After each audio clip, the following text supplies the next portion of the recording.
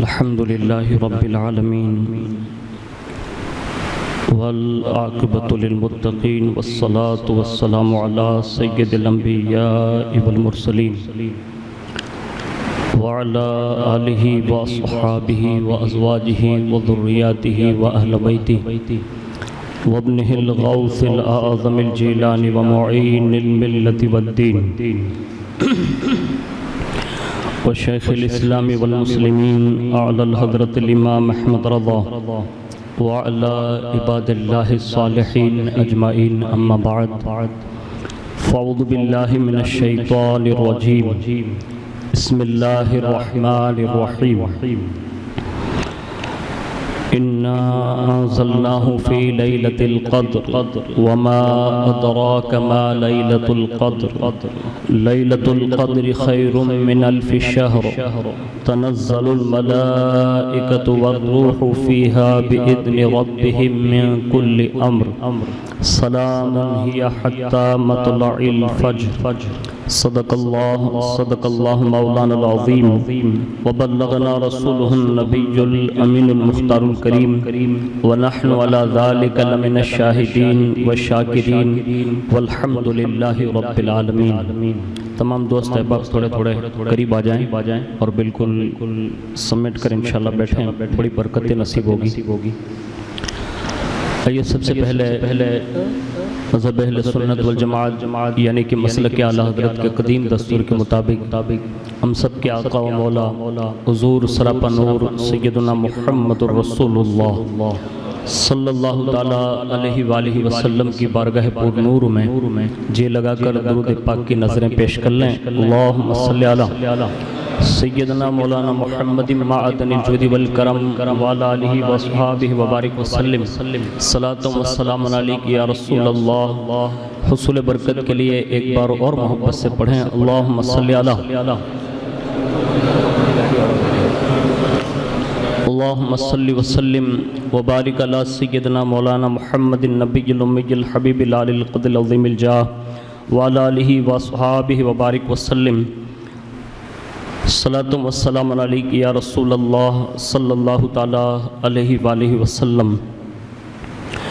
امام عشق و محبت اعلیٰ حضرت عظیم البرکت مجدد دین و ملت الشاہ امام احمد رضا خان فاضل بریلوی علیہ رحمت و رضوان حضور کی ان صفات کا ذکر کرتے ہوئے یوں عرض کرتے ہیں کہ ان کی مہک نے دل کے گنچے کھلا دیے ہیں، ان کی مہک نے دل کے گنچے کھلا دیے ہیں، جس راہ چل گئے ہیں کوچے بسا دیے ہیں، جس راہ چل گئے ہیں کوچے بسا دیے ہیں، اور جب آ گئی ہے جوش رحمت پہ ان کی آنکھیں، جب آ گئی ہیں جوش رحمت پہ ان کی آنکھیں، جلتے بجھا دیے ہیں روتے ہنسا دیے ہیں۔ اور یہ اسی بات کی طرف نشاندہی ہے کہ اللہ رب العزت نے حضور صلی اللہ علیہ وسلم کے صدق و طفیل ہمیں اور آپ کو شب قدر جیسی نعمت سے سرفراز فرمایا۔ یہ حضور صلی اللہ علیہ وسلم کی خصوصی توجہ کی برکتیں ہیں کہ اللہ رب العزت نے ہمیں ماہ رمضان شریف جیسی عظیم نعمتوں سے سرفراز فرمایا۔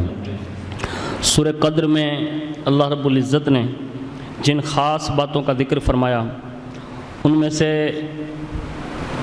چوتھی آیت میں ارشاد فرمایا کہ اس میں فرشتے اور حضرت جبریل اترتے ہیں، اور یہ حضور صلی اللہ علیہ وسلم کا خاص فیضان اور حضور صلی اللہ علیہ وسلم کی برکتوں اور حضور صلی اللہ علیہ وسلم نے جو اللہ کی بارگاہ میں عرضی پیش کی تو اس امت کو یہ شرف حاصل ہے۔ حالانکہ حضرت جبریل علیہ السلام انبیاء کے پاس آتے ہیں، اس زمانے میں آتے تھے، اور اس کے بعد کبھی عذاب وغیرہ کے معاملات ہوتے تو آتے، لیکن حضور صلی اللہ علیہ وسلم کی یہ خصوصیت ہے اور حضور کی امت کی یہ خصوصیت ہے کہ اللہ رب العزت حضور کے توسل اور حضور کے صدقے میں جب بھی امت کو شب قدر عطا فرماتا ہے تو فرشتوں کے سردار کو زمین پر اتار کر ان سے یہ کہتا ہے کہ جبریل زمین پر جاؤ اور میرے بندوں سے مصافحہ اور معانقہ کرو اور ان کی دعاؤں میں آمین کہو۔ تو یہ بہت بڑی بات ہے جو اللہ رب العزت نے اس امت کو عطا فرمایا۔ پھر ارشاد فرمایا کہ اپنے رب کے حکم سے وہ آتے ہیں اور ہر کام کے لیے وہ سلامتی ہے صبح چمکنے تک۔ یہ جب سے سورج غروب ہوتا ہے تب سے لے کر صبح کی جب تک سفیدی چمکتی نہیں تب تک یہ فرشتے روئے زمین پر رہتے ہیں، اور جو عبادت کرتے ہیں یا ذکر کرتے ہیں یا اللہ اس کے رسول کی باتیں سنتے ہیں تو ان سے وہ مصافحہ فرماتے ہیں۔ اور اسی رات کے حوالے سے اللہ کے پیارے حبیب صلی اللہ علیہ وسلم نے وقتاً فوقتاً اپنے صحابہ کو ترغیب دلائی، اور انہی ترغیبات میں ایک جگہ پر اللہ کے پیارے حبیب صلی اللہ علیہ وسلم نے یوں ارشاد فرمایا، حالانکہ بظاہر ہماری اور آپ کی محرومی قسمت یہ ہے کہ ہمیں اس رات کی کما حقہ قدر معلوم نہ ہو سکی کہ یہ رات کتنی افضل ہے۔ خود رسول اللہ صلی اللہ علیہ وسلم کے ایک صحابی ہیں حضرت سیدنا انس بن مالک رضی اللہ تعالیٰ عنہ، وہ فرماتے ہیں کہ ایک بار جب ماہ رمضان شریف تشریف لایا تو سلطان دو جہاں صلی اللہ علیہ وسلم نے ارشاد فرمایا کہ تمہارے پاس یہ مہینہ آیا ہے جس میں ایک ایسی رات ہے جو 1000 مہینوں سے بہتر ہے، اور آگے ارشاد فرمایا کہ جو شخص اس رات میں محروم رہ گیا گویا کہ وہ تمام بھلائیوں سے محروم رہ گیا۔ اللہ اکبر، یعنی اس رات کی محرومی یہ تمام بھلائیوں سے محرومی ہے، اور آگے ارشاد فرمایا کہ اس کی بھلائی سے محروم نہیں رہتا مگر وہ شخص جو حقیقت میں محروم ہوتا ہے۔ اللہ اکبر، آج امت کے حالات ابتر سے ابتر جو ہو رہے ہیں نا، اس کی وجہ بھی یہی ہے کہ ہم نے اللہ کی نعمتوں کی قدر نہیں کی، ورنہ ہمارے یہاں اس شب قدر کے فضائل احادیث میں یہ ملتے ہیں۔ ایک جگہ پر اللہ کے پیارے رسول صلی اللہ علیہ وسلم نے یوں ارشاد فرمایا کہ جیسے ہی شب قدر آتی ہے تو حکم الہی سے حضرت جبریل علیہ السلام ایک سبز جھنڈا لیے ہوئے فرشتوں کی بہت بڑی فوج کے ساتھ زمین پر نزول فرماتے ہیں، اور ایک روایت کے مطابق ان فرشتوں کی تعداد زمین کی کنکریوں سے بھی زیادہ ہوتی ہے، یعنی اتنی بڑی کثرت کے ساتھ فرشتے آ جاتے ہیں کہ یہ زمین پر جو کنکریاں ہیں نا ان کی تعداد کے برابر، اور وہ سارے کے سارے جب حاضر ہوتے ہیں تو سب سے پہلے سبز جھنڈا جو ہے نا وہ کعبہ شریف پر حضرت جبریل علیہ السلام رہراتے ہیں، اور حضرت جبریل علیہ السلام اس وقت کیا کرتے ہیں غور سے سنیں۔ فرمایا گیا کہ حضرت جبریل علیہ السلام کو اللہ نے 100 بازو عطا فرمائے ہیں، ہاتھ 600 پر ہیں لیکن جو بازو ہے نا اللہ نے ان کو یہ عطا فرمائے کہ 100 بازو عطا فرمائے، جن میں سے وہ صرف 2 کھولتے ہیں، اور وہ صرف اور صرف 2 بازو جو کھولتے ہیں تو وہ 2 بازو سے مشرق اور مغرب یہ دونوں کو وہ گھیر لیتے ہیں، اور اس کے بعد یہ ارشاد لکھا ہے، فرمایا گیا کہ یہ 2 بازو بھی جبریل صرف شب قدر میں کھولتے ہیں، یعنی یہ پوری امت کو مطلب گھیرنے کے لیے یہ روئے زمین پر جتنے بھی لوگ عبادت کر رہے ہوتے ہیں بس ان پر حضرت جبریل کے بازوؤں کا سایہ ہوتا ہے، تو وہ 2 بازو سے گھیرتے ہیں، اور اس کے بعد فرماتے ہیں کہ پھر حضرت جبریل علیہ السلام فرشتوں کو حکم دیتے ہیں کہ جو کوئی مسلمان اس رات قیام کرے، نماز ادا کرے، اللہ کا ذکر کرے، جاؤ فرشتوں ان سے جا کر سلام کرو اور مصافحہ کرو، اور اگر وہ دعا کرے تو ان کی دعاؤں پر آمین کہو۔ اور اس کے بعد فرمایا چنانچہ کہ یہ فرشتے پوری روئے زمین پر پھیل جاتے ہیں، اور جہاں جہاں بھی عبادت اور ریاضات میں بندے مشغول ہوتے ہیں وہ فرشتے ان کی سنگت اختیار کرتے ہیں، اور اس کے بعد یہ سلسلہ جاری رہتا ہے یہاں تک کہ صبح ہونے پر حضرت جبریل علیہ السلام فرشتوں کو حکم دیتے ہیں، کہا چلو فرشتوں، تو اس وقت فرشتے حضرت جبریل علیہ السلام سے جو بات عرض کرتے ہیں نا وہ سننے کے قابل ہے۔ عرض کرتے ہیں کہ جبریل علیہ السلام، اللہ رب العزت نے اس رات میں امت محمدیہ کے حوالے سے کیا فیصلہ کیا، یعنی جن کے لیے ہمیں اتارا گیا، جنہوں نے عبادتیں کی، ریاضتیں کی، تو حضور کی امت کے معاملے میں اللہ نے کیا فیصلہ فرمایا؟ تو حضرت جبریل علیہ السلام فرماتے ہیں کہ اللہ تعالیٰ نے آج رات کی قدر کی وجہ سے ان تمام پر خصوصی نظر فرمائی ہے جو اس کی شان ہے، اور پھر ارشاد فرمایا سارے لوگوں کو آج کے دن عام معافی کا اعلان ہوگا، سوائے 4 بندوں کے اللہ نے سب کو معاف فرما دیا۔ جب حضور یہ بیان فرما رہے تھے کہ جبریل علیہ السلام فرشتوں سے یوں کہتے ہیں کہ 4 بندوں کے سوا سب کو اللہ معاف کر دیتا ہے، تو صحابہ کرام نے اس وقت عرض کیا کہ یا رسول اللہ وہ 4 بندے کون سے ہیں کہ جن کی اس رات میں بخشش نہیں ہوتی؟ تو اللہ کے پیارے حبیب صلی اللہ علیہ وسلم نے ارشاد فرمایا، ایک تو وہ بندہ جو ہمیشہ شراب کا عادی رہا ہو اور اس نے توبہ نہ کی، نمبر 2 ماں باپ کا نافرمان یعنی ماں باپ کو اذیت یا تکلیف دینے والا، اور تیسرے نمبر پر ارشاد فرمایا کہ قطع رحمی کرنے والا یعنی رشتہ داروں سے تعلقات جو ہے توڑ دینے والا، اور چوتھے نمبر پر ارشاد فرمایا کہ جو آپس میں عداوت رکھتے ہیں یعنی دشمنی رکھتے ہیں، تو یہ 4 قسم کے لوگ ہوئے جنہیں اس رات میں بخشا نہیں جاتا یہاں تک کہ وہ توبہ نہ کر لیں۔ تو پتہ یہ چلا کہ یہ رات عام معافی کی رات ہیں جس میں اللہ رب العزت نے ہمیں اور آپ کو آنے کی توفیق عطا فرمائی۔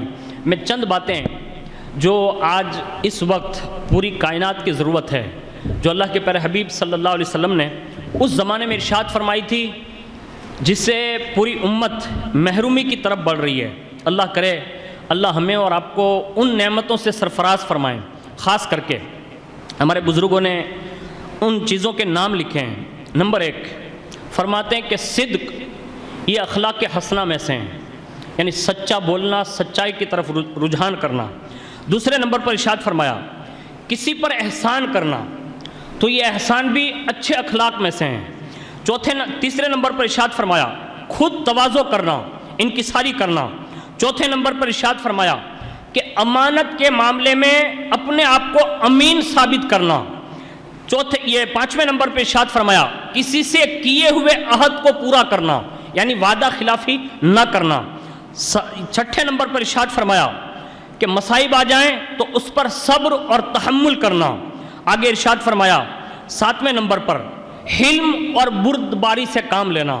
کوئی معاملات ایسے کٹھن پیش آ جائیں کہ جس میں آدمی جو ہے کبھی نہ کبھی وہ تزلزل کا شکار ہو جاتا ہے اور اس کا پیر پھسل ہی جاتا ہے، لیکن اس وقت اگر اسے حلم کرنا آ گیا، برداشت کرنا آ گیا، تو فرمایا یہ بھی اخلاق حسنہ میں سے ہیں۔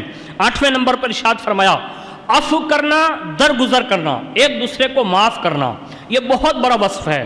اور اس کے سوا ارشاد فرمایا 9ویں چیز کسی بھی نیک کام کو شروع کرنے کے بعد اس پر استقامت پذیر رہنا، یعنی کسی چیز پر استقامت مل جانا، یہ بھی بہت بڑی نعمت ہے۔ 10ویں نمبر پر ارشاد فرمایا بندے کو حیا کی نعمت مل جائیں اور بے حیائی سے چھٹکارا مل جائیں۔ 11ویں نمبر پر ارشاد فرمایا حق گوئی، یعنی سچ بولنا اگرچہ ظالم بادشاہ کے سامنے ہی کیوں نہ ہو۔ 12ویں نمبر پر ارشاد فرمایا ایک دوسرے پر رحمت کرنا، ایک دوسرے پر شفقت کرنا۔ 13ویں نمبر پر ارشاد فرمایا کہ لوگوں کے ساتھ صلہ رحمی کرنا۔ 16ویں نمبر پر ارشاد فرمایا قناعت کرنا، اور اس کے سوا ارشاد فرمایا کہ نیک عمل کی معلومات ہو جائیں تو نیک عمل میں سبقت کر لینا، یعنی پیشکش کرنا۔ اور آخری بات اللہ کے پیارے حبیب صلی اللہ علیہ وسلم کے ارشادات میں ہے کہ ایثار اور قربانی کا جذبہ پیدا کرنا۔ آج اس وقت پوری دنیا مطلب یوں سمجھیں کہ وہ شکنجے میں ہے اور ہر بندہ کسی نہ کسی کا ضرورت مند ہے، یعنی بڑے بڑے امیروں سے لے کر غریب تک۔ اور ابھی کی جو سچویشن ہے، حالات یہ بتا رہے ہیں کہ جو شرم و حیا کی وجہ سے کسی سے مانگ نہیں پاتے، تو ہمیں اور آپ کو یہ اندازہ ہوتا ہے اور یہ پتہ ہوتا ہے کہ فلاں کو فلاں چیز کی ضرورت ہے، اور تم کو بھی ہوتی ہے کہ بھائی اس چیز کی تمہیں بھی ضرورت ہے، اور آپ اچھی طرح جانتے ہیں کہ اگر آپ نے اس کو وہ قربانی دے دی تو اس بندے کا کام بن سکتا، اگرچہ آپ کو بھی ضرورت ہے تو اپنی ضرورت کو اپنے بھائی کے نام پر قربان کر کے وہ چیز اسے دے دینا، یہ سب سے بڑا ایثار ہے، یعنی یہ قربانی پیش کرنا ایک دوسرے کے لیے۔ صحابہ نے اس پر بڑی کوشش کی اور اس حد تک اس بات پر عمل کیا کہ آپ سن کر شاید حیرت کریں گے کہ کیا ایسے بھی مسلمان گزرے ہیں کہ جنہوں نے اس شان سے بھی ایثار کیا۔ سب سے پہلے میں رسول اللہ کے خاندان کی بات بتاؤں، جو ہماری اور آپ کی سماعتوں کے حوالے سے بار بار یہ گزرتا ضرور ہے، لیکن ہم صرف سنتے ہیں، اس پہ کبھی غور و فکر کرنا چاہیے اور اس پر کبھی عمل کی کوشش کرنا چاہیے۔ یہ آپ ہی کی وساطت سے دنیا کے اور لوگوں تک بھی یہ پیغام پہنچے گا۔ حضرت مولا کائنات رضی اللہ تعالیٰ عنہ کے گھر پر ایک وقت جو ہے بڑا فاقہ کا دور چلا، یعنی فاقہ کشی تھی، گھر میں کھانے پینے کے کوئی سامان ساز و سامان نہیں تھے۔ اچانک حضرت سیدہ طیبہ طاہرہ ماں خاتون جنت رضی اللہ تبارک و تعالی عنہا نے اس وقت کے زمانے کے مطابق عورتیں جو ہے وہ اون جو ہے نا وہ کاتا کرتی تھی، تو آپ نے کچھ اون جو ہے اس کو کاتا، بنا، اور اس کے بعد حضرت مولا کائنات رضی اللہ تعالیٰ عنہ سے ارشاد فرمایا، کہا کہ یہ کسی یہودی کے پاس جا کر اس کو بیچ دیں اور اس سے جو ملے نا اس سے آپ گیہوں خرید کر آئیں۔ اب کئی دن سے فاقہ ہے، کئی دن سے بھوک برداشت کی جا رہی ہے، لیکن اتنے دنوں کے بعد اگر پیسہ بھی مل رہا ہے نا تو پھر انتظام دیکھیں۔ جب 3 یہ سا ان کو ملے اور جب یہ پیسے ان کو دیے گئے تو وہ گیہوں لے کر آئے، اور جیسے ہی گیہوں لے کر سیدہ کے پاس آئے اور فرمایا کہ یہ لیجئے اور اس کو پیس کر روٹیاں بنائیں۔ کئی دن سے بھوکے اور پیاسے رہنے کے بعد جب روٹیاں تیار ہونے لگی تو اللہ اکبر، حضرت علی رضی اللہ تعالیٰ عنہ اپنے بچوں سمیت دسترخوان پر موجود ہیں۔ اب ظاہر سی بات ہے کہ خانوادہ نبوت میں 2 صاحبزادے اور اس کے سوا صاحبزادیاں اسی دسترخوان پر ہیں۔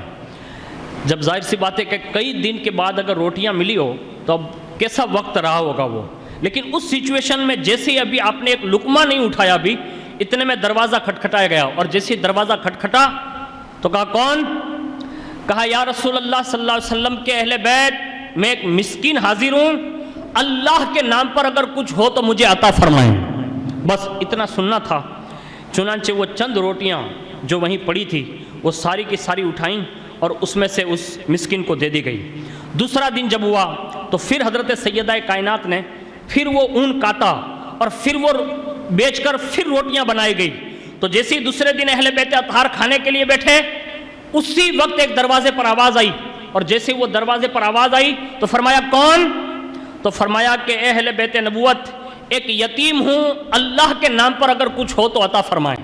بس اتنا سننا تھا۔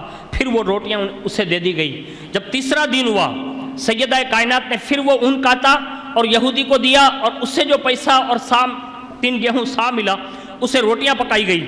اور تیسرے دن بھی جب وہ بیٹھے تو فرمایا گیا کہ دروازے پر پھر دستک آئی، اور اس دستک کے ساتھ آواز لگائی، کہا کون؟ کہا کہ میں ایک قیدی ہوں اور کئی دن کا بھوکا ہوں، اگر اللہ کے لیے کچھ کھانے کو مل جائے نا تو بڑی مہربانی ہوگی۔ بس اتنا سننا تھا کہ ساری روٹیاں جو ہے اٹھا کر اہل بیت اطہار نے انہیں عطا فرما دی، اور حضور صلی اللہ علیہ وسلم کے یہ خاندان کے افراد نے پانی پی کر وہ رات گزار لی۔ حسنین کریمین نے بھی بھوک برداشت کی، بیٹیوں نے بھی بھوک برداشت کی، اور جب یہ رات ابھی بیت رہی تھی تو اتنے میں حضور صلی اللہ علیہ وسلم کی خدمت میں مولا کائنات رضی اللہ تعالیٰ عنہ جب صبح پہنچے تو سارا ماجرا انہوں نے اپنے گھر کا عرض کیا۔ بس ابھی یہ عرض کرنا تھا کہ اتنے میں سیدنا صدیق اکبر رضی اللہ تعالیٰ عنہ تشریف لائے۔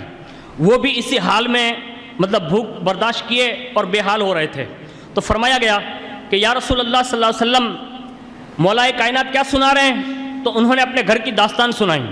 تو سیدنا صدیق اکبر رضی اللہ تعالیٰ عنہ کہتے ہیں کہ یا رسول اللہ، مقداد بن اسود کے پاس کچھ کھجوریں ہیں، اس کے پاس آدمی بھیجا گیا، اور جیسے ہی وہ بندہ وہاں سے لے کر واپس آیا تو پھر حضور صلی اللہ علیہ وسلم نے حضرت علی رضی اللہ تعالیٰ عنہ سے پوچھا کہ یہ بندہ کیا لایا؟ کہا یا رسول اللہ، جس کو بھیجا گیا تھا وہ تو خالی ہاتھ واپس آیا۔ بس یہ سننا تھا کہ حضرت علی رضی اللہ تعالیٰ عنہ سے حضور نے ارشاد فرمایا، کہا یہ ٹوکری لو، اس کھجور کے درخت، فلاں کھجور کے درخت کے پاس جاؤ، اور وہاں جا کر اس درخت سے یوں کہنا کہ تمہیں محمد صلی اللہ علیہ وسلم نے ارشاد فرمایا ہے کہ ہم جس انداز میں شکم سیر ہو سکیں اتنی کھجوریں عطا کر دے۔ بس یہ کہنا، وہ کھجور کا درخت خود ہی تمہیں کھجوریں عطا فرما دے گا۔ اللہ اکبر۔ جیسے ہی وہ وہاں پہنچے تو اللہ کے حکم سے اس کھجور کے درخت میں سے خود کھجور کے درخت نے اتنی کھجوریں گرائی کہ جتنے لوگ حضور کے پاس موجود تھے اللہ نے سب کو شکم سیر فرما دیا۔ تو یہ حضور صلی اللہ علیہ وسلم نے اپنی اہل بیت اور اپنے صحابہ کو اس طرح سے آزما کر انہیں بھی اثار کرنے کے لیے ابھارا، تو انہوں نے اثار کیا۔ آج ہماری اور آپ کی بھی ضرورت ہے کہ اس وقت امت جو بڑی پریشان ہے، میں نہیں کہتا کہ آپ اپنا سارا مال دے دیں، لیکن جو بھی ضرورت مند ملے نا ان کو کچھ نہ کچھ دیتے سیکھ جائیں، اس لیے کہ یقیناً یہ بڑی رات ہے اور اس میں عبادتیں، ریاضتیں یقیناً بہت بڑی عبادتیں ہیں، لیکن یہ اوصاف جو میں نے ابھی آپ کو گنوائے اور خاص کر کے ایثار کرنا، یہ کتنی بڑی نیکی ہو سکتی ہے آپ اندازہ لگائیں گے۔ حضرت عبداللہ ابن مبارک رضی اللہ تعالیٰ عنہ فرماتے ہیں کہ میں حج و عمرہ کی نیت سے مکہ شریف اور مدینہ شریف کی حاضری سے شرف یاب ہوا، اور جیسے ہی میں نے مدینہ شریف کی حاضری کے لیے مکمل کی تو اس حاضری کے مکمل ہوتے ہی وہ فرماتے ہیں کہ چند روز میں وہاں رکا ہوا تھا، مجھے مسلسل 3 مرتبہ رسول اللہ نے خواب میں آ کر ارشاد فرمایا، کہا عبداللہ بغداد شریف جاؤ اور بہرام سے میرا سلام کہنا اور اس سے بشارت دینا کہ اللہ تجھ سے راضی ہو گیا ہے۔ یعنی یہ بات حضرت عبداللہ ابن مبارک سے کہا گیا 3 شبانہ روز تک۔ جب تیسری رات تھی نا تو حضرت عبداللہ ابن مبارک نے عرض کیا، یا رسول اللہ یہ بہرام کون ہے؟ حضور نے ارشاد فرمایا خواب میں، کہا عبداللہ یہ ایک یہودی ہے۔ بس حضرت عبداللہ ابن مبارک فرماتے کہ میری آنکھ کھل گئی اور میں اس سوچ اور فکر میں تھا کہ کیا یہودی سے بھی اللہ راضی ہوتا ہے، اور حضور نے اسے سلام کہلا بھیجا۔ بس اسی فکر میں آپ تھے۔ جب آپ بغداد شریف پہنچے مدینہ شریف سے تو بغداد شریف میں آپ پوچھتے رہے یہاں تک کہ بہرام کی دہلیز پر حاضر ہو گئے۔ اب یہ بہرام تھا یہودی، دروازے پر دستک دی، وہ باہر آیا، آپ نے ارشاد فرمایا، کہا آپ کا نام ہی بہرام ہے؟ کہا کیا بات ہے؟ کہا آپ کا نام بہرام ہے؟ کہا ہاں۔ جیسے یہ سنانا کیا اسی کا نام بہرام ہے؟ آپ نے ارشاد فرمایا کہ میں تیرے لیے ایک بات لے کر آیا ہوں، لیکن تجھ سے کچھ باتیں کروں گا، اس کے بعد وہ بات بتائی جائے گی۔ اس نے کہا پوچھئے۔ آپ نے ارشاد فرمایا کہ سچ سچ بتا کہ تو زندگی میں کون سی ایسی نیکی کرتا ہے کہ جس کی بنیاد پر تیرے لیے میں جو بشارت لے کر آیا ہوں یہ بہت بڑی بشارت ہے۔ تو اس نے کچھ اپنے مذہب کے مطابق نیکیاں گنوائی جو اسلام کے نظریے سے کوئی نیکی نہیں تھی۔ جب اس نے 3 نیکیاں گنوائی نا تو حضرت عبداللہ ابن مبارک نے فرمایا، کہا یہ کوئی میرے مذہب میں نیکی نہیں ہے، اگرچہ تیرے مذہب میں یہ حلال ہوگی لیکن میرے یہاں تو یہ حرام کے درجے میں جو تو نیکی شمار کروا رہا ہے۔ اب جب اس نے یہ ساری باتیں کہہ ڈالی نا تو حضرت عبداللہ ابن مبارک نے ارشاد فرمایا، اب کوئی نیکی تجھے یاد ہے؟ اس نے کہا ہاں ایک نیکی یاد ہے۔ کہا کیا؟ کہا ایک رات تھی، اس رات میں جب میں اپنی اہلیہ کے ساتھ سو رہا تھا اچانک میرے دروازے پہ دستک آئی، اور اس دستک پر میں جب باہر نکلا تو ایک خاتون کھڑی تھی، اور اس خاتون کو میں نے دیکھا کہ ہاتھ میں اس کا بجھا ہوا چراغ ہے۔ میں نے پوچھا کیسے آنا ہوا؟ تو کہا یہ چراغ بجھ گیا ہے، جلانے کے لیے حاضر ہوئی ہوں۔ وہ عبداللہ ابن مبارک سے بہرام کہتا ہے کہ میں اندر گیا اور اپنا چراغ لا کر اس کے چراغ کو روشن کیا۔ وہ چراغ لے کر جا ہی رہی تھی، اچانک وہ چراغ بجھ گیا، دوبارہ واپس آئی، اس نے پھر دستک دی، میں نے دوبارہ اس کا چراغ روشن کر دیا۔ پھر فرمایا کہ جب وہ دوبارہ لوٹی تو واپس آئی اور تیسری بار اس نے دروازہ ٹھوکا، اور دروازے کے کھٹکھٹانے کے ساتھ میں باہر نکلا۔ میں نے اس سے پوچھا کہ کیا کام ہے؟ کہا یہی دیا بجھ گیا ہے، اسی کو روشن کرنے آئی ہوں۔ اب وہ کہتا ہے بہرام عبداللہ ابن مبارک سے کہ مجھے تجسس ہوا کہ یہ کوئی جاسوس عورت تو نہیں ہے، تو میں اس کے پیچھے پیچھے ہو لیا کہ یہ خود بجھا دیتی ہے یا ہوا سے چراغ بجھ جاتا ہے۔ جب یہ بات اس نے کہی اور اس کے بعد وہ کہتا ہے کہ میں پیچھے پیچھے چلا، یہاں تک کہ وہ عورت بغیر چراغ بجھائے اپنے گھر تک پہنچ گئی، لیکن جیسے وہ گھر میں اندر داخل ہوئی نا تو بچوں کی چیخو پکار نے میرے کان کو جو ہے کھڑا کر دیا۔ میں نے غور سے سنا نا تو اندر بچے بلک بلک کہہ رہے تھے، کہا ماں کیا کھانا لائی ہے؟ جب یہ بچوں کی بلکنے کی آواز اور آہو زاری سنی تو مجھ سے رہا نہیں گیا۔ میں نے کہا اگرچہ یہ کسی بھی مذہب سے تعلق رکھتی ہیں لیکن میرے گھر تو کھانے کے انبار پڑے ہوئے ہیں، میرے یہاں تو اناج بہت بھرپور ہیں، میں تو بڑا امیر ہوں۔ ان کی چیخو پکار نے مجھے اس بات پر مجبور کیا کہ میں رات کی اس تنہائی میں گھر واپس لوٹا، اپنی بیوی سے کہا ابھی اور اسی وقت کچھ کھانے تیار کر۔ اس نے بہترین قسم کے کھانے تیار کیے اور اس کو تھال میں سجائے، اور اسی کے سائیڈ میں ہم نے کچھ پیسے یعنی رقم بھی رکھی، اور رکھنے کے ساتھ میں خود چل کر اس عورت کے دروازے پر گیا اور دستک دی، اور اس نے جب دروازہ کھولا اس نے پوچھا کون؟ کہا میں بہرام ہوں، میں نے تمہاری بچوں کی سسکیاں سن لی ہے، تمہارے بچوں نے یہی تو کہا تھا نا کہ کیا ماں کھانا لائی ہے، اور تم نے یہی تو کہا نا کہ اس کے دروازے پر گئی تھی جو ہمارے مذہب کا نہیں، اس لیے غیرت نے اجازت نہ دی، اس لیے میں نے اس سے سوال نہ کیا۔ سنو اب تمہارا یہ سوال نہیں ہے، میں خود چل کر آیا ہوں، اب یہ چیزیں آپ قبول فرما لیں۔ اس نے جیسے ہی تھال کھولا، بچوں کو اٹھایا، قریب کیا اور اس کو بہترین قسم کا کھانا کھلایا، اور بچوں کے ساتھ بہرام کہتا ہے میں اتنی دیر تک رکا رہا یہاں تک کہ وہ ہنسنے لگے اور اس کے چہروں پر رونقیں آ گئی۔ جب وہ مسکرانے لگے تو میں نے اپنے کندھوں پر بٹھا کر ایک سواری کی مانند میں نے ان کو رات کی تنہائیوں میں کھلایا اور اس کے ساتھ اس انداز سے رہا جیسے کہ کوئی یتیموں کے ساتھ پیش آتا ہے. بس یہ میں نے ایک نیکی کی تھی جو مجھے یاد پڑتی ہے. اللہ اکبر.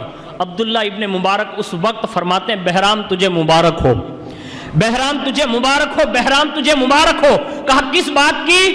کہا جس گھر میں جا کر غریب اس عورت کی تو نے مدد کی ہے نا. کہا ہاں. کہا یہ رسول اللہ کا کلمہ پڑھنے والی خاتون ہے، اس کے غریب بچوں کی جو تو نے رکھوالی کی ہے. میں چند روز ہوئے ہیں مدینہ شریف سے لوٹ رہا ہوں، 3 روز تک رسول اللہ نے مجھے خواب میں آ کر کہا بغداد جانا عبداللہ اور بہرام کو میرا سلام پیش کر دینا اور تیرے لیے بشارت دی ہے. کہا کیا؟ کہا اللہ تجھ سے راضی ہو گیا ہے. اور جب اس نے یہ سنا نا، اسی وقت اس کی دل کی گہرائیوں سے اس نے ایک ٹھنڈی سانس لی اور کہا اے اجنبی شخص عبداللہ ابن مبارک، جب ایک امت محمدی کی خاتون کے ساتھ ایسا سلوک کرنے سے اگر مدینے سے سلام آ سکتا ہے، اللہ کی بارگاہ سے خوشی کا مژدہ آ سکتا ہے، تو اگر کوئی یہ دین قبول کر لیتا ہوگا تو پھر اللہ کتنا راضی ہوتا ہوگا. اس نے اسی وقت کلمہ پڑھا اور وہ کلمہ شہادت پڑھ کر گھر سمیت سارے کے سارے لوگ مسلمان ہو گئے. یہ ایک اثار ہے. یعنی ایک سخاوت کرنے والا بندہ اگر کسی غریب کے معاملے میں جان لیں اور وہ خفیہ طور پر اگر مدد کر دینا، تو میں کہتا ہوں اگر وہ غیر مذہب والا ہو تو اللہ اس کے دل میں اسلام کی محبت پیدا فرما دیتا ہے. اور آج دنیا الحمدللہ، میں آپ کو کوسنے کے لیے نہیں عرض کر رہا ہوں، یہ آپ کی ترغیب کے لیے ہے، آپ کو رغبت دلانے کے لیے. آج الحمدللہ پوری دنیا اس بات پر کہنے پر مجبور ہے کہ پوری دنیا میں اس وقت اگر لوگوں کی کوئی مدد کر رہا ہے، انسانوں کی مدد کر رہا ہے نا، تو کوئی اور نہیں کر رہا ہے، صرف رسول اللہ کا کلمہ پڑھنے والے کر رہے ہیں. اور یہ بہت بڑی بات ہے. ہم میڈیا میں دیکھتے ضرور ہیں، لیکن یارو صرف دوسروں کی چیزیں دیکھنے سے کام نہیں چلتا. ہمیں اور آپ کو ایک دوسروں کے حالات سے آگاہ رہنا چاہیے. ہمارے یہاں بھی سینکڑوں لوگ ایسے ہوں گے کہ جن کے لیے عید کے وقت کپڑے کا کوئی انتظام نہیں ہوگا، عید کے اچھے کھانے کا کوئی انتظام نہیں ہوگا.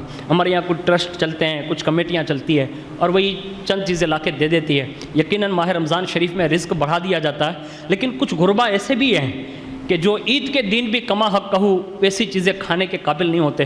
کوشش کریں.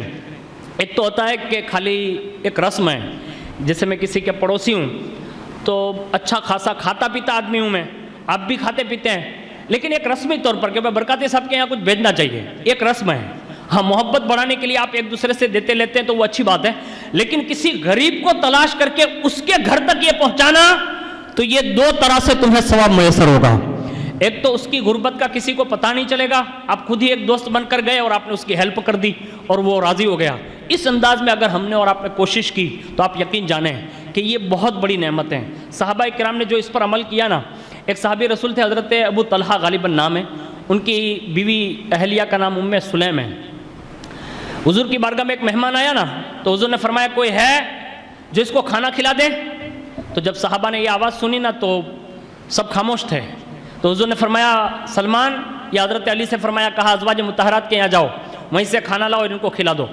اب 9 بیویاں رسول اللہ کی موجود ہیں، 9، لیکن اس 9 بیویوں کے کسی کے گھر سے سوائے پانی کے کچھ نہیں تھا. جب وہ واپس آئے اور کہا یا رسول اللہ تمام ازواج مطہرات نے یہ کہا ہے کہ سوائے پانی کے ہمارے پاس کچھ نہیں ہے. حضور نے پھر ارشاد فرمایا، کہا کوئی ہے جو اس مہمان کو گھر لے جا کر کھانا کھلائے؟ اللہ اکبر. جیسے یہ بات سنی نا تو صحابہ کرام بھی ان ایام میں فاقہ کشی کے دور سے 2-4 ہو رہے تھے، تو کسی کے یہاں کچھ نہ تھا نا تو سب تو خاموش تھے. حضرت ابو طلحہ کہتے ہیں کہ اس دن میرے گھر میں کھانا موجود تھا، میں کھڑا ہو گیا اور میں نے عرض کیا یا رسول اللہ اگر آپ اجازت دیں تو آپ کے اس مہمان کو ابو طلحہ لے جائے گا. اللہ اکبر.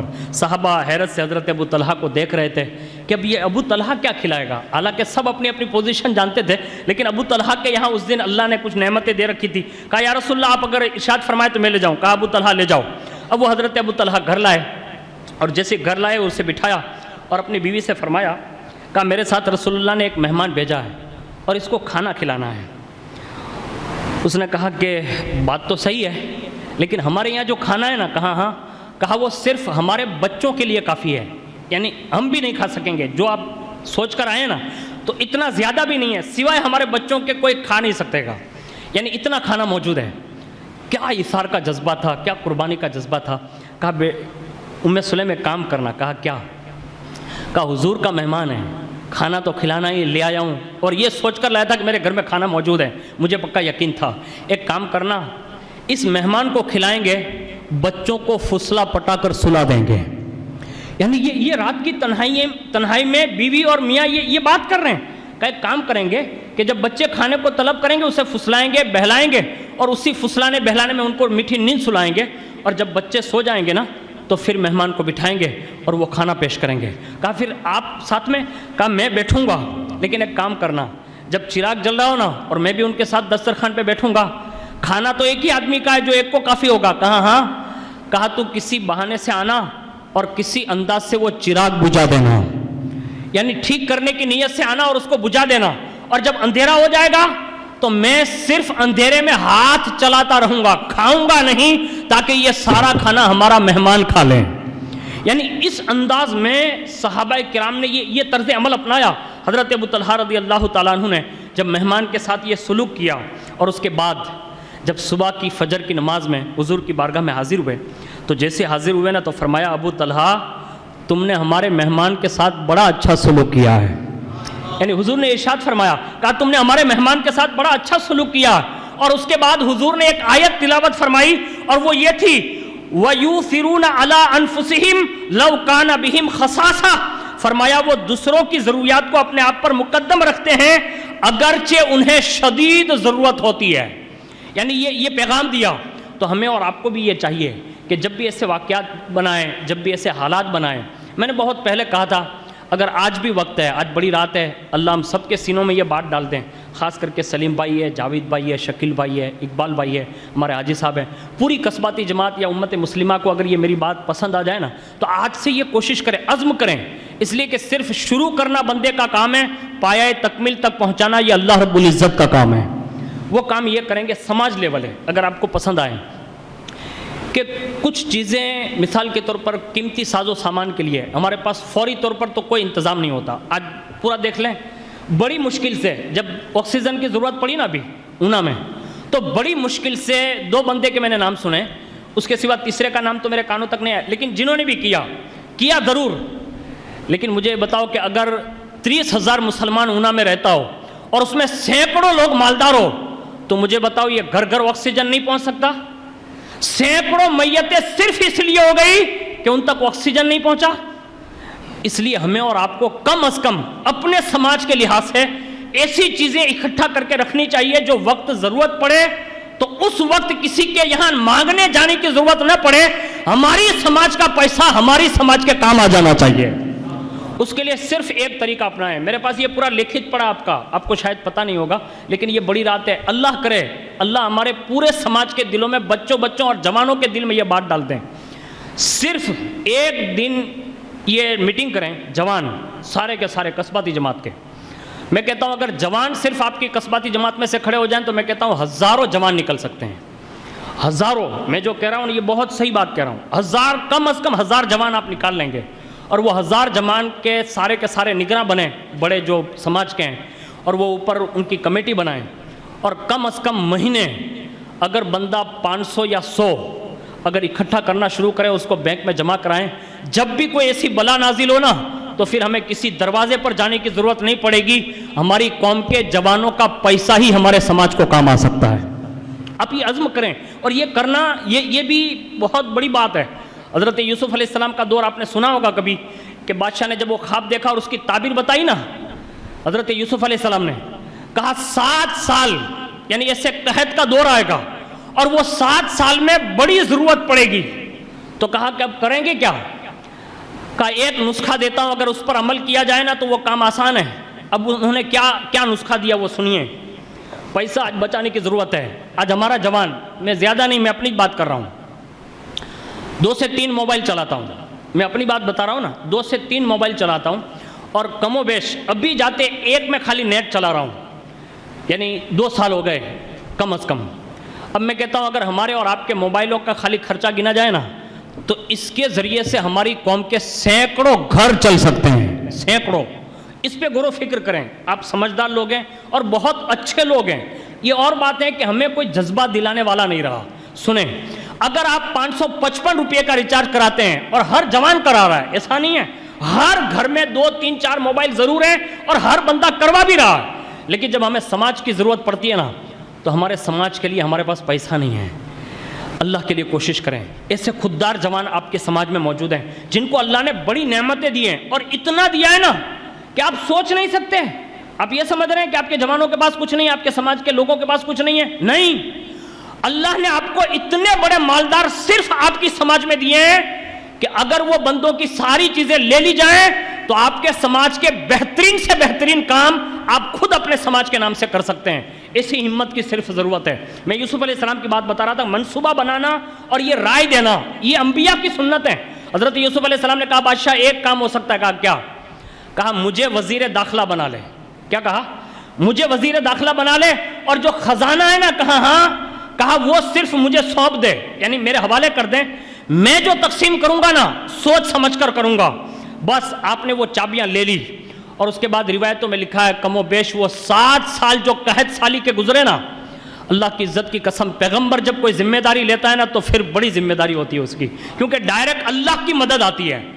جب وہ سال قریب قریب ختم ہونے کے تھے اور اناج بھی ختم ہونے کے قریب تھا, اللہ کا پیغام آیا, یوسف گھبرانا نہیں, ذمہ داری تو نے لی ہے, کسی کو بھوکا رہنے نہ دوں گا. اگر کھانا نہ ملے, پانی نہ ملے, تو صرف اپنا نقاب ہٹا دینا, تیری صورت دیکھ لیں گے, اللہ سب کی بھوک بھی مٹا دے گا, سب کی پیاس بھی مٹا دے گا. یعنی یہ پیغمبر کا رجحان ہے کہ اگر وقت مدد ضرورت پڑے تو پھر اللہ کی غیب سے مدد آتی ہے. تو ہمیں اور آپ کو یہ کام کرنا چاہیے اور سب کو کرنا چاہیے. اور یہ کب ہوگا؟ جب آپ سماج کے ذمہ دار لوگ اکٹھا ہوئیے, جتنی بھی ٹیم ہے سب جمع ہوئیے, اور جمع ہونے کے بعد سب جوانوں کو بلائیے. آپ کے پاس بہترین ہال ہے, بہترین مسجد ہے, اور آپ کے اندر اتنے ایجوکیٹڈ بچے موجود ہیں کہ جس کے ساتھ میں اٹھتا بیٹھتا ہوں تو تعجب ہوتا ہے کہ اللہ اکبر, اس سماج کو اللہ نے اتنے بہترین ہیرے عطا فرمائے, اتنے بہترین نمونے عطا فرمائے, اور اللہ نے بہترین سے بہترین صلاحیتوں سے نوازا ہے. اللہ کے لیے کوشش کریں, شب قدر کی اس رات میں صرف ارادہ کریں. میں نہیں کہتا ہوں کل ہی جمع ہو جائیں, ارادہ کریں کہ انشاءاللہ عید کی نماز کے بعد کہیں نہ کہیں اعلان ہو, اور جمعہ میں اعلان کر کے اپنے سماج کے صرف جوانوں کو بلائیے اور انہیں اس کی ترغیب دلائیے. اللہ کرے گا اگر آپ نے یہ عزم امت کے لیے اٹھایا نا, تو میرا یقین ہے کہ اللہ پھر غیب سے ہماری مدد فرمائے گا. اور یہ بہت بڑی بات ہے. حضرت فاروق اعظم کو آپ دیکھ لیں, سیدنا صدیق اکبر کو دیکھ لیں, خود حضرت عثمان غنی کو دیکھ لیں, مولا کائنات کو دیکھ لیں. انہوں نے بیت المال کیوں بنائے تھے یار؟ بیت المال صرف اس لیے قیام پذیر تھے تاکہ غریبوں کی مدد کی جائے. اس زمانے میں تو اتنی لشکر کشی اور اتنے ساز و سامان کی ضرورت پڑتی تھی. آج ہمیں اتنی ضرورت نہیں ہے, بہت کم ضرورت ہے, لیکن کمزوری یہ ہے کہ ہمارے پاس وہ چیزیں موجود نہیں ہیں. بس یہ الگ سے انتظام کیجئے, اور اپنے سماج کے تعلیمی معاملات ہو, دینی معاملات ہو, سماجی معاملات ہو, معاشی معاملات ہو, جہاں جہاں بھی ضرورت پڑے آپ خود ہی وہ ٹیم کھڑی رہیں. الحمدللہ آپ نے بہت کام کیا. دیکھو الحمدللہ میں جب سے یہاں حاضر ہوا ہوں نا, سلیم بھائی کے زمانے سے حاضر ہوں, اور آپ سے بڑی محبت ہے مجھے. یہ مسجد جو ہم دیکھ رہے ہیں نا, ایک زمانے میں یہ اتنی چھوٹی سی مسجد تھی, دیکھی تھی نا, ہم سب نے دیکھی تھی نا, اتنی چھوٹی سی مسجد تھی. صرف سلیم بھائی کے ساتھ ایک بوڑھی کھڑی ہوئی اور انہوں نے عزم کیا کہ مسجد بس نئی تعمیر کرنی ہے. آج پورے اونا میں اگر کسی مسجد پر رشک کی نگاہیں اگر کوئی گاڑ کر دیکھتا ہے نا, تو الحمدللہ وہ مسجد جمال الدین گوری ہے. الحمدللہ, اللہ کا شکر ادا کرے اس پر. دوسرے نمبر پر یہ بہترین ہال آپ دیکھ رہے ہیں, اور پوری 10 مسجدیں لے لیں آپ, جتنا اس مسجد سے الحمدللہ حضور کی امت کی خدمت ہو رہی ہے, دین کی خدمت ہو رہی ہے, آپ کی سماج کے سوا اتنا زیادہ پیسہ کہیں خرچ نہیں ہو رہا. یہ صرف آپ کی, اللہ نے یہ آپ کیا چناؤ کر لیا, انتخاب کر لیا کہ ہر مہینے, یہ ہر رمضان میں اتنی بڑی بڑی دیگیں سب مسجدوں میں اتنی بڑی تعداد میں نہیں کھلایا جاتا. یہ اللہ نے آپ کو شرف عطا فرمایا کہ جب سے یہ رمضان کمیٹی تیار ہوئی آپ سب کا سپورٹ رہا, اللہ نے یہ بھی انتظام کر دیا. جب آپ کو مائک کی ضرورت تھی آپ نے مائک کھڑا کر لیا, آپ کو جنریٹر کی ضرورت تھی آپ نے وہ کر لیا. جہاں جہاں بھی سماج کو ضرورت پڑی آپ ایک دن اکٹھا ہوتے تو سارا انتظام اللہ کروا دیتا ہے. اگر پورا سال ایسے کھڑے رہیں گے نا تو آنے والی 7 نسلوں تک اللہ کمی محسوس نہ ہونے دے گا. یہ عزم کریں. میں سب کا نام جانتا ہوں, آپ سب کو اچھی طرح جانتا ہوں, اگرچہ میں بطور امامت تو یہاں نہیں ہوں, لیکن آپ کا بڑا ہمدرد ہوں اور آپ کے معاملے میں بڑا حساس ہوں. آپ اپنے مدرسے کا انتظام کیجئے, 10 مدرسے جو شروع ہوئے نا، اس میں آپ اپنی جماعت کی طرف سے ایک الگ سے مدرسہ جماعت خانے میں شروع کرائیے. آپ کے چھوٹے چھوٹے بچے نا، ان کو بڑی ضرورت ہے. کل ہی میں حضرت کے پاس حاضر ہوا تو انہوں نے کہا کہ مدرسے کے کیا حال ہے. میں نے کہا الحمدللہ 10 مدرسے جو شروع کیے نا، بڑی تیزی کے ساتھ بڑی تعداد میں بچے پڑھ رہے ہیں. یعنی پورے اونا کے الگ الگ علاقوں میں بابا نے یہ شروع کروائے، اور وہ تنخواہ بھی ان پڑھانے والوں کو خود سے دے رہے ہیں. اور انہوں نے یہ بات کہی نا تو مجھے دل کی ایک لہر دوڑ گئی. انہوں نے کہا کہ ایک کام کرتے ہیں. میں نے کہا کیا؟ کہا رمضان کے بعد اعلان کرتے ہیں کہ جتنے بھی مدرسے شروع ہوئے نا، جہاں جہاں بچے آتے ہیں اس میں بڑے جوان لوگ ہیں، تو میں خود جاؤں گا اور ان کا امتحان لوں گا. سبحان اللہ. یعنی یہ ان کے جذبات ہیں. انہوں نے کہا میں خود جاؤں گا، خود ہی امتحان لوں گا، اور امتحانات کے بعد ایک جلسہ رکھیں گے اور جوانوں کو انعام دینے کا ایک بڑا پروگرام ہوگا. تو انہوں نے کہا آپ اس کی ترغیب دلائیں. یہ ساری کا سارا انتظام دارالعلوم شمس تبریز کے حوالے سے خود حضور محسن ملت فرما رہے ہیں. تو آپ سب سے گزارش ہے، پیر باپو ہے، رفیق باپو ہے، چھوٹے باپو ہے، اور جتنے بھی پیران نظام ہیں، آپ سب سے وابستہ ہیں. آپ اپنے پیران نظام سے وابستہ ہو کر، اپنے مرشد سے وابستہ ہو کر، اپنے امام صاحب سے وابستہ ہو کر کوئی ایسا کام کرنا شروع کر دیں کہ انشاءاللہ ہماری آنے والی نسلوں کے لیے دین کی ضرورت پڑے تو ہمارے جوان ہی کھڑے رہیں، دنیا میں ضرورت پڑے تو دنیا میں باقاعدہ ہمارا ہی جوان کھڑا ہو، معاشی حالات پر ضرورت پڑے تو ہمارا جوان کھڑا ہو. اگر اس انداز میں ہم نے کام کیا نا تو آنے والی نسلیں ہمیں یاد کرے گی. اور مجھے یہ امید ہے آپ سب سے کہ انشاءاللہ آپ یہ عزم ضرور رکھیں گے اور عید کے بعد یہ کوشش کریں گے انشاءاللہ. میں جوانوں کی توجہ چاہوں گا. میں سب کا نام نہیں لے سکتا، لیکن میں جوان جو دیکھ رہا ہوں نا، ہمیں حاجی صاحب کی بھی ضرورت ہے، سلیم بھائی کی بھی ضرورت ہے، ہمیں اقبال بھائی کی بھی ضرورت ہے، ہمیں حاجی الیاس کی بھی ضرورت ہے، ارشاد بھائی کی بھی ضرورت ہے. آپ جتنے بھی بیٹھے نا، آپ سب کی ضرورت ہے سماج کو. اگر آپ کھڑے نہیں ہوئے نا تو پھر آنے والی نسلوں کے لیے بڑا انتظام نہیں ہو سکے گا. اس لیے کوشش کرنا اس اظہار کے معاملے میں. آنے والے یہ 3 دن رمضان میں دعا کرنا کہ اللہ تعالیٰ سلیم بھائی کو صحت دے، تندرستی دیں، ہمارے حاجی صاحب کو صحت اور تندرستی دیں، جناب شکیل بھائی کو دیں، اور جتنے بھی ہمارے جوان ہیں اللہ سب کو ہمت دے، حوصلہ دے. اور انشاءاللہ آنے والے رمضان سے پہلے انشاءاللہ ہماری جماعت میں یہ ٹیم ضرور تیار ہوگی انشاءاللہ. آپ کوشش کریں جہاں جہاں بھی ضرورت پڑے. میں نے ایک دیہات دیکھا، یہ گاؤں دیکھا ہے سلیم بھائی، میں آپ کو سنا کر حیرت آپ کو ہوگی. صرف ٹوٹل ملا کر بگسرا میں صرف سندھی جماعت کے 135 ممبر ہیں، یعنی بال بچے عورتیں سب ملا کر صرف 135 لوگ ہیں. لیکن وہ ہر مہینے باقاعدہ جمع ہوتے ہیں. وہ 135 لوگ جمع ہوتے ہیں اور پیسہ جو ان کا 130 روپے کا میٹل ہے کہ بھائی 130 روپیہ ہر مہینے جمع کر لینے کا. اور باقاعدہ ابھی اس وقت ان کے پاس اتنی بڑی تعداد میں پیسہ موجود ہے کہ صرف یہ 130 لوگوں میں سے جس کو بھی یہ لون بولتے ہیں نا، لون کی ضرورت پڑتی ہے، یہ سماج خود ہی ان گھروں کو لونیں عطا کر رہی ہے. 135 آدمی کوئی معنی نہیں رکھتے نا بھائی، 135 جنا یعنی بال بچہ بدھا ہے اندر. لیکن انہوں نے 2 کام کر کے ایسے دکھائے کہ پورے گجرات کو ہلا کر رکھ دیا. آپ کو سوچ کے حیرت ہوگی، آپ کہیں گے وہ 2 کام کیا کیا؟ انہوں نے پورے سوراشٹر اور گجرات کے سندھیوں کو صرف ان 135 لوگوں نے جمع کر لیا.